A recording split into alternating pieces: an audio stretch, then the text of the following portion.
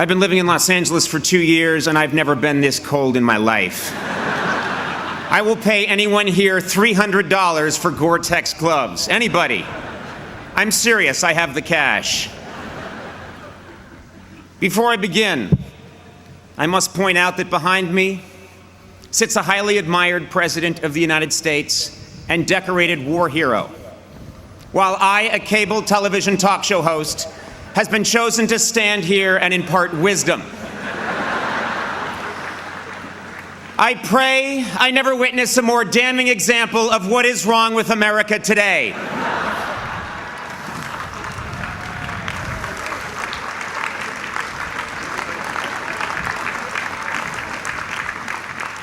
Graduates, faculty, parents, relatives, undergraduates, and old people that just come to these things. Good morning and congratulations to the Dartmouth class of 2011.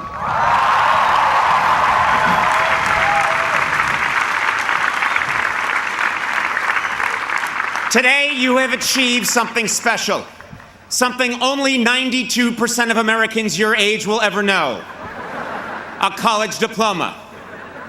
That's right, with your college diploma, you now have a crushing advantage over 8% of the workforce. I'm talking about dropout losers like Bill Gates, Steve Jobs, and Mark Zuckerberg. Incidentally, speaking of Mr. Zuckerberg, only at Harvard would someone have to invent a massive social network just to talk with someone in the next room. My first job as your commencement speaker is to illustrate that life is not fair. For example, you have worked tirelessly for 4 years to earn the diploma you'll be receiving this weekend. That was great. And Dartmouth is giving me the same degree for interviewing the fourth lead in Twilight. Deal with it.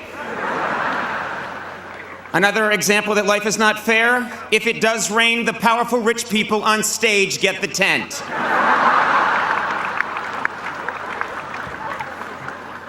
Deal with it.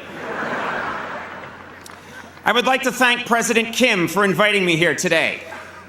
After my phone call with President Kim, I decided to find out a little bit about the man.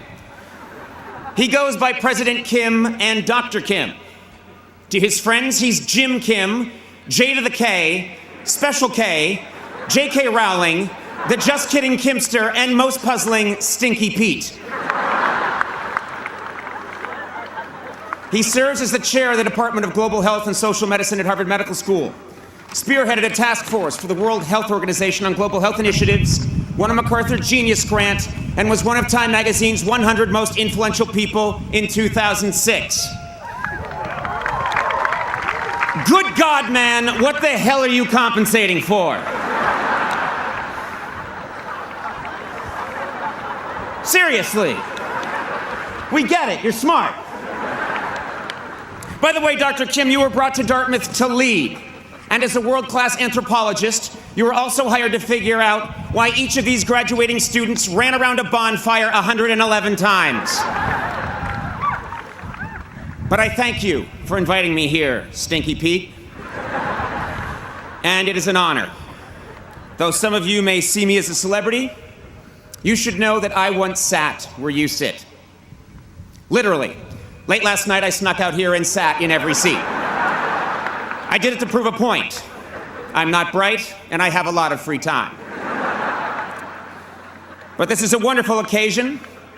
It's great to be here in New Hampshire, where I am getting an honorary degree and all the legal fireworks I can fit in the trunk of my car. You know, New Hampshire's such a special place. When I arrived, I took a deep breath of this crisp New England air and thought, wow, I'm in this state that's next to the state where Ben & Jerry's ice cream is made.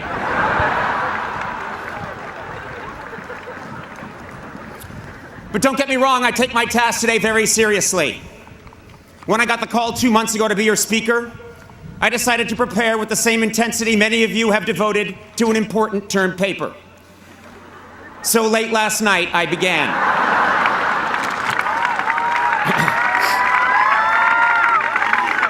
I drank 2 cans of Red Bull, snorted some Adderall, played a few hours of Call of Duty, and then opened my browser.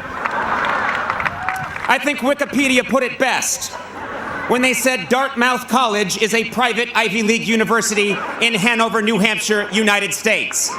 Thank you and good luck. To communicate with you students today, I have gone to great lengths to become well-versed in your unique linguistic patterns.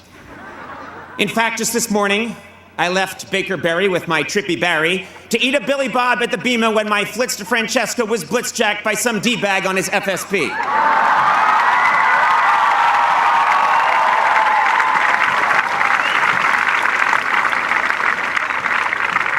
Yes, I've done my research. This college was named after the 2nd Earl of Dartmouth, a good friend of the 3rd Earl of UC Santa Cruz, and the Duke of the Barbizon School of Beauty. Your school motto is Vox Clamantis in Deserto, which means voice crying out in the wilderness. This is easily the most pathetic school motto I have ever heard. Apparently, it narrowly beat out silently weeping in thick shrub and whimpering in moist leave without pants. Your school color is green. And this color was chosen by Frederick Mather in 1867 because, and this is true, I looked it up, quote, it was the only color that had not been taken already. I cannot remember hearing anything so sad. Dartmouth, you have an inferiority complex, and you should not. You have graduated more great fictitious Americans than any other college. Meredith Grey of Grey's Anatomy, Pete Campbell from Mad Men, Michael Corleone from The Godfather. In fact, I look forward to next year's valedictory address by your esteemed classmate, Count Chocula. Of course, your greatest fictitious graduate is Treasury Secretary Timothy Geithner. Man, can you imagine if a real Treasury Secretary made those kinds of decisions?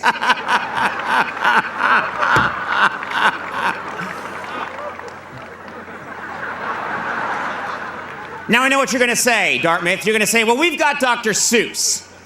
Well, guess what? We're all tired of hearing about Dr. Seuss. Face it, the man rhymed fafloozle with snoozle. In the literary community, that's called cheating. Your insecurity is so great, Dartmouth, that you don't even think you deserve a real podium. I'm sorry, what the hell is this thing? It looks like you stole it from the set of Survivor, Nova Scotia. Seriously, it looks like something a bear would use at an AA meeting.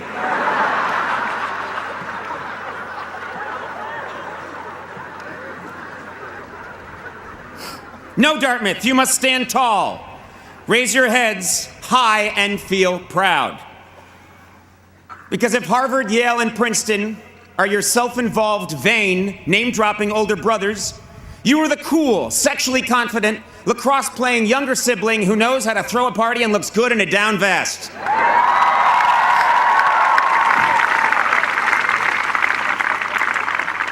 Brown, of course, is your lesbian sister who never leaves her room.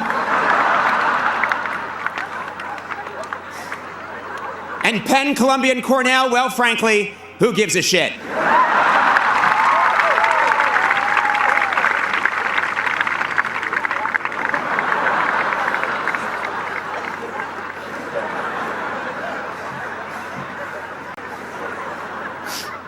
And Penn, Columbia, and Cornell, well, frankly, who gives a shit?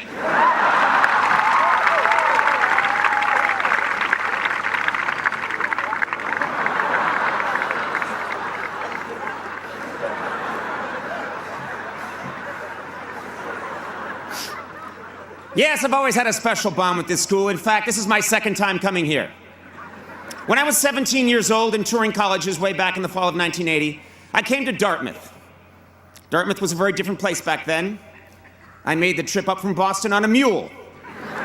After asking the blacksmith in West Leb for directions, I came to this beautiful campus. No dormitories had been built yet, so I stayed with a family of fur traders in White River Junction. It snowed heavily during my visit, and I was trapped here for 4 months. I was forced to eat the mule, who a week earlier had been forced to eat the fur traders. Still, I love Dartmouth, and I vowed to return. But fate dealt a heavy blow. With no money, I was forced to enroll in a small local commuter school, a pulsating sore on a muddy elbow of the Charles River. I was a miserable wretch, and to this day I cannot help but wonder, what if I had gone to Dartmouth? If I had gone to Dartmouth, I might have spent at least some of my college years outside, and today I might not be allergic to all plant life, as well as most types of rock. If I had gone to Dartmouth right now, I'd be wearing a fleece thong instead of a lace thong.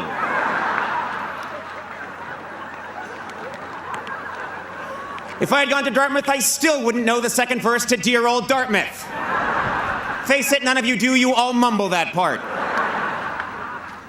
If I had gone to Dartmouth, I'd have a liver the size and consistency of a beanbag chair. Finally, if I had gone to Dartmouth today, I'd be getting an honorary degree at Harvard. Imagine how awesome that would be.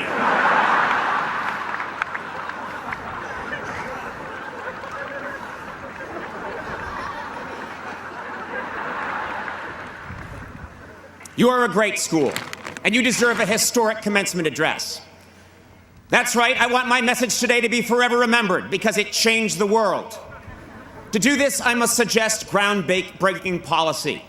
Winston Churchill gave his famous Iron Curtain speech at Westminster College in 1946. JFK outlined his nuclear disarmament policy at American University in 1963.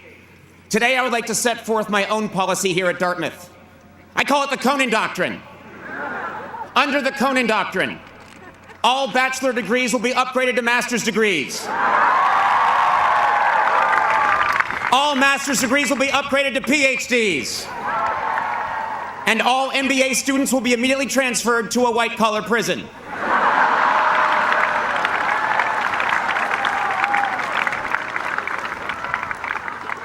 Under the Conan Doctrine, Winter Carnival will become Winter Carnival and be moved to Rio. Clothing will be optional, all expenses paid by the Alumni Association. Your nickname, the Big Green, will be changed to something more kick-ass, like the Jade Blade, the Seafoam Avenger, or simply Limezilla. The D-plan and quarter system will finally be updated to the 1/64th system. Semesters will last 3 days. Students will be encouraged to take 48 semesters off. They must, however, be on campus during their sophomore 4th of July. Under the Conan Doctrine, I will reinstate tube stock. And I will punish those who tried to replace it with field stock. Rafting and beer are a much better combination than a field and a beer. I happen to know that in 2 years they were going to downgrade field stock to desk stock. 7 hours of fun sitting quietly at your desk. Don't let those bastards do it.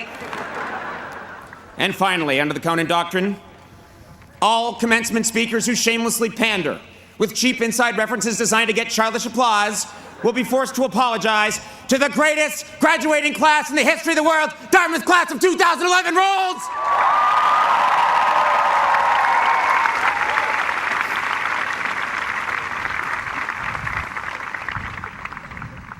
Besides policy, another hallmark of great commencement speeches is deep, profound advice, like reach for the stars. Well, today, I'm not going to waste your time with empty cliches. Instead, I'm going to give you real, practical advice that you will need to know if you're going to survive the next few years. First, adult acne lasts longer than you think. I almost canceled 2 days ago because I had a zit on my eye. Guys, this is important. You cannot iron a shirt while wearing it. Here's another one. If you live on ramen noodles for too long, you lose all feelings in your hands, and your stool becomes a white gel. And finally, wearing colorful Converse high tops beneath your graduation robe is a great way to tell your classmates that this is just the first of many horrible decisions you plan to make with the rest of your life. Of course, there are many parents here, and I have real advice for them as well. Parents, you should write this down. Many of your children, you haven't seen them in 4 years. Well, now you're about to see them every day when they come out of the basement to tell you the Wi-Fi isn't working.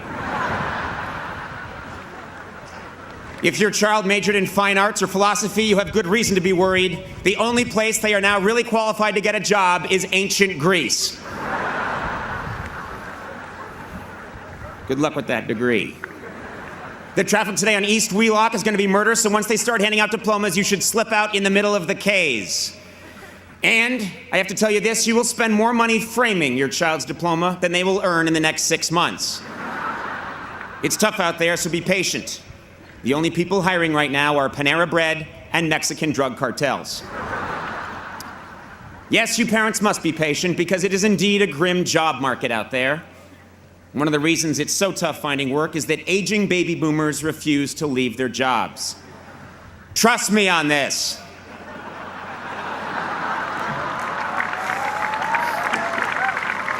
Even when they promise you for 5 years they are going to leave and say it on television, I mean, you can go on YouTube right now and watch the guy do it. There is no guarantee they won't come back. Of course, I'm speaking generally. But enough, this is not a time for grim prognostications or negativity. No, I came here today because, believe it or not, I actually do have something real to tell you. 11 years ago, I gave an address to a graduating class at Harvard. I have not spoken at a graduation since because I thought I had nothing left to say. But then 2010 came. And now I'm here 3,000 miles from my home because I learned a hard but profound lesson last year, and I have to share it with you. In 2000, I told graduates, don't be afraid to fail. Well, now I'm here to tell you that though you should not fear failure, you should do your very best to avoid it.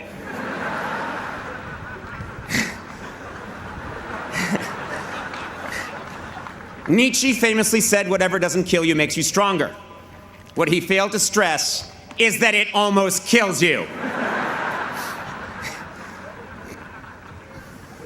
Disappointment stings, and for driven, successful people like yourselves, it is disorienting.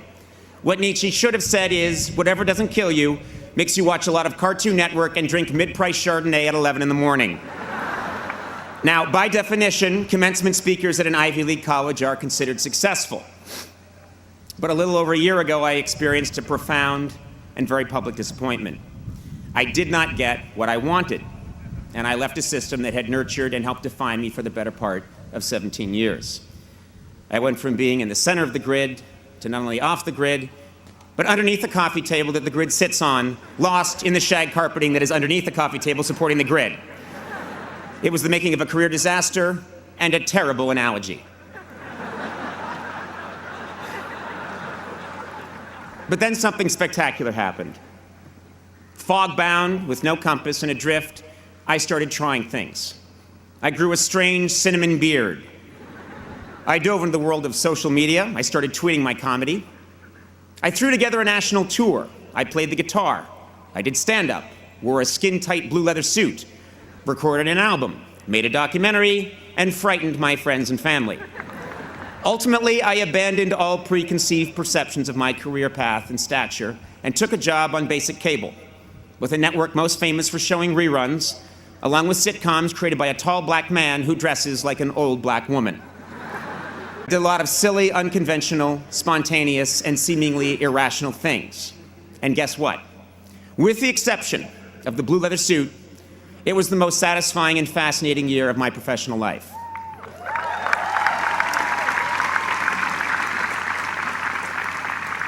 To this day, I still don't understand exactly what happened, but I have never had more fun, been more challenged, and this is important, had more conviction about what I was doing.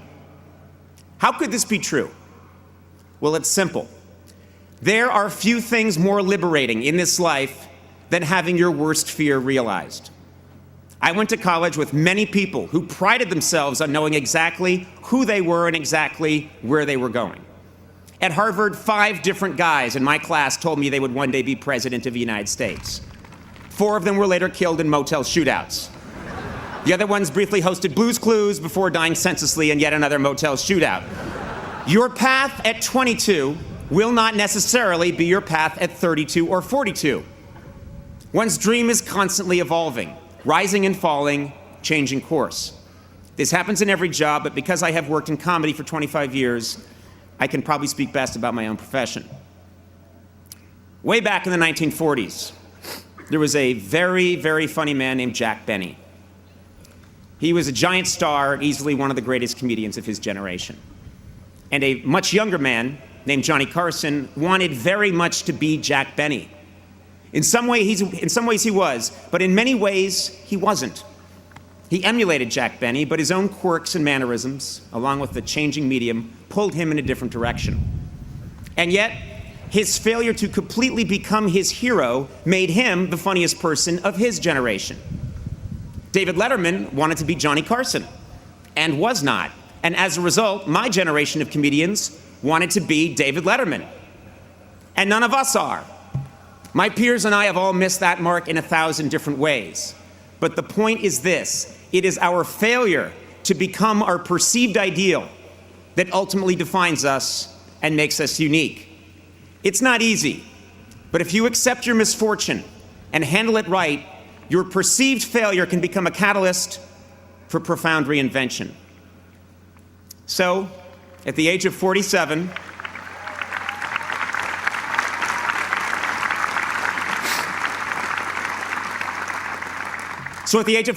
after 25 years of obsessively pursuing my dream, that dream changed. For decades in show business, the ultimate goal of every comedian was to host The Tonight Show. It was the holy grail. And like many people, I thought that achieving that goal would define me as successful. But that is not true. No specific job or career goal defines me, and it should not define you.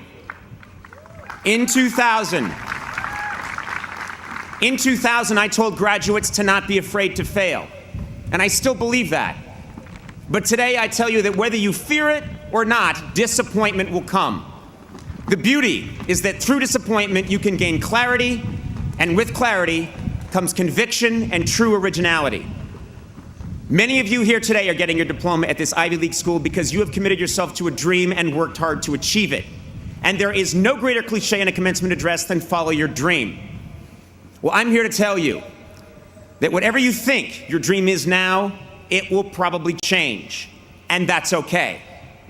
4 years ago, many of you had a specific vision of what your college experience was going to be and who you were going to become. And I bet today most of you would admit that your time here was very different from what you imagined. Your roommates changed, your major changed. For some of you, your sexual orientation changed. I bet some of you have changed your sexual orientation since I began this speech. I know I have. But through the good, and especially the bad, the person you are now is someone you could never have conjured in the fall of 2007. I've told you many things today, most of it foolish, but some of it true. I'd like to end my address by breaking a taboo and quoting myself from 17 months ago. At the end of my final program with NBC, just before signing off, I said, "Work hard, be kind, and amazing things will happen." Today, receiving this honor and speaking to the Dartmouth class of 2011 from behind a tree trunk, I have never believed that more. Thank you very much and congratulations.